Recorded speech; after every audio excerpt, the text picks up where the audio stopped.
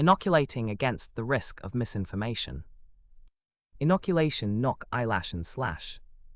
It's noun. The act or an instance of inoculating, especially the introduction of an antigenic substance or vaccine into the body to produce immunity to a specific disease. The act or art of inoculating trees or plants.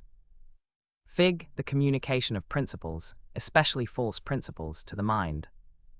For public health advocates, responding to new marketing ploys and the resulting misperceptionism, resembles the carnival game of whack-a-mole, address one problem, and another almost immediately pops up. Inoculation messaging, or countering a future persuasive attempt by first exposing an audience to a weakened version of the persuasion in order to generate a sense of threat. Inoculating against misinformation. Once misinformation is accepted, it is very difficult to correct because of belief persistence, not believing a correction to misinformation, belief echoes, effective consequences of corrected misinformation, and motivated reasoning, the desire to believe misinformation consistent with one's own perspectives. Inoculation theory. Inoculation theory, created by William McGuire, is like giving someone a mild vaccine for persuasion. The idea is simple. If you want to help someone maintain their existing belief, you gently expose them to weak arguments against their view, and then provide them with ready-made counterarguments. That way, when they later hear stronger attacks, they're already prepared to defend their beliefs with confidence. Example: fake news/misinformation resistance training. Organizations like UNESCO and news literacy programs apply inoculation theory by first exposing people to weak, easy-to-spot examples of manipulation techniques, e.g., this headline uses all caps and fake urgency to trick you. They then immediately teach simple verification steps: check the source, verify the date, and consult fact-checkers. As a result, when people later encounter sophisticated conspiracy theories or doctored videos, they quickly recognize the same patterns and resist being misled. Inoculation messages work in two main steps. First, they forewarn the person that a persuasive attack on their belief is coming, which creates a mild sense of threat and motivates the person to want to defend their view. Second, while that motivation is active, the message immediately provides specific counterarguments, refutations, that the person can use. The threat is the key driver that gets people ready and willing to resist. The refutations can either directly address the exact same arguments that will appear later in the upcoming attack, refutational same, usually the most effective, or they can cover different but related counterarguments, refutational different, which sometimes works well and can offer broader protection, although results are more mixed. Together, the warning plus the pre-supplied counterarguments enable the person to actively fight off the later persuasion attempt and keep their original belief intact. During the Korean War, American social psychologist William McGuire expressed concerns about reports that communist forces were brainwashing American service members. He suggested that because Americans lacked mental defenses against sophisticated ideological attacks, they would be more susceptible to persuasion. To counter these psychological tactics, McGuire argued for a form of cognitive inoculation that would work much like a vaccine.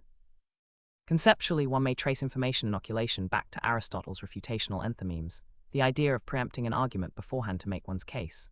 Just as a body builds resistance to viruses through previous exposure, beliefs can be made resistant to persuasive threats through pre-exposure to weakened forms of persuasion. Cognitive vaccines expose individuals to weakened counterarguments or manipulation strategies, prompting them to generate their own supporting arguments. Psychological inoculation can offer broad protection, especially when supplemented with booster shots, over time, to develop a form of herd immunity. Techno-authoritarian powers like China and Russia are devoting considerable resources to the development of neuroweapons and synthetic biology with the desired effect of manipulating cognitive and emotional states. They are leveraging these improved capabilities in support of intelligence collection and advanced cognitive influence operations. And they are combining them with strategic control over physical information architecture, online networks, and social media applications such as TikTok, WeChat, and Telegram, along with potential economic leverage over American social media and technology companies, such as X, Meta, and Alphabet. Humans are susceptible to cognitive manipulation for a variety of reasons. The human brain is a complex organ that has contributed to the survival and development of our species. However, it is not structured to be completely rational or to thoroughly evaluate every piece of information in the environment. Instead, humans have evolved to rely on a complex interplay of heuristics, mental shortcuts, emotional responses, and social cues. Refutational enthymemes are the rhetorical equivalent of a sharp counterpunch, they don't build a long positive argument. They knock down the opponent's argument by revealing that it entails something impossible or contradictory, usually by exploiting opposites or logical implications. Aristotle considers them the crowd pleasers of dialectical rhetoric. The efficacy of inoculation is time-sensitive. One social experiment used 5 short videos to expose people to common manipulation techniques: emotional language, incoherence, false dichotomies, scapegoating, and ad hominem attacks.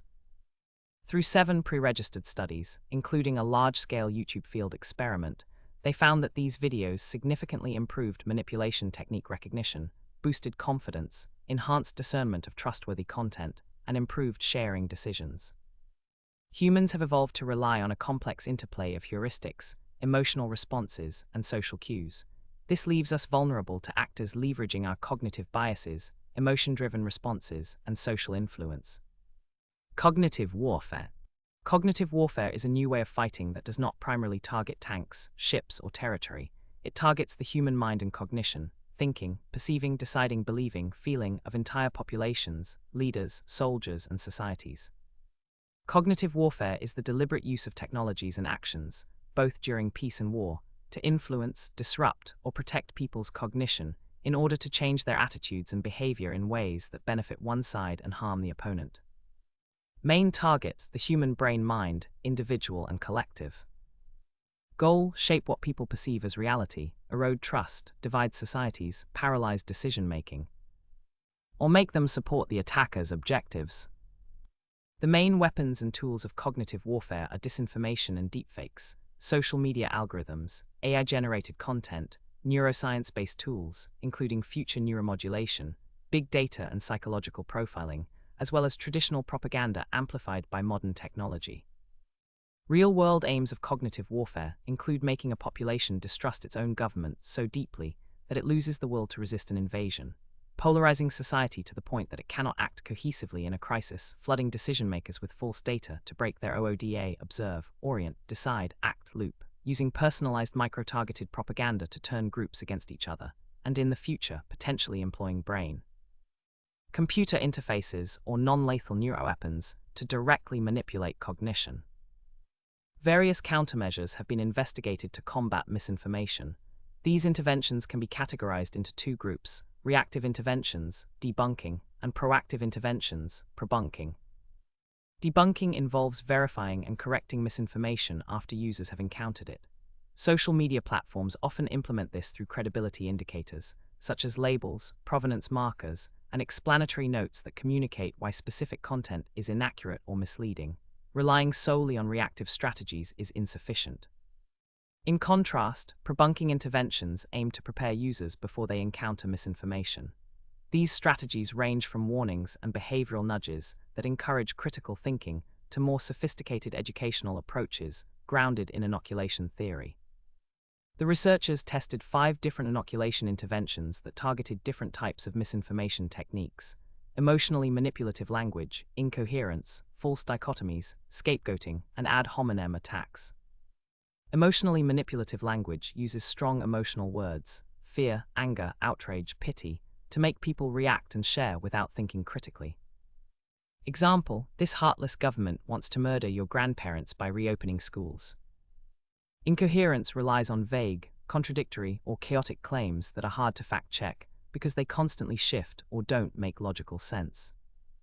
Example: the COVID vaccine contains 5G microchips installed by Bill Gates, but also it's completely ineffective and just saline, and that's how they're controlling the population. False dichotomies present only 2 extreme options, as if they are the only possibilities, forcing people to pick a side and ignoring any middle ground or nuance. Example: you're either 100% pro-vaccine or you want children to die. Scapegoating blames a specific person or group for complex problems, offering a simple enemy to hate instead of addressing real causes. Example: all our economic problems would disappear if we just got rid of the immigrants stealing our jobs. Ad hominem attacks target the person making an argument, their character, motives, or identity, instead of addressing the actual argument or evidence. Example: of course she says climate change is real, she's a paid shill for big solar and hates freedom. This study examines the effectiveness of psychological inoculation in reducing engagement, with emotionally manipulative misinformation through 5 pre-registered experiments using simulated social media feeds with real and synthetic tweets.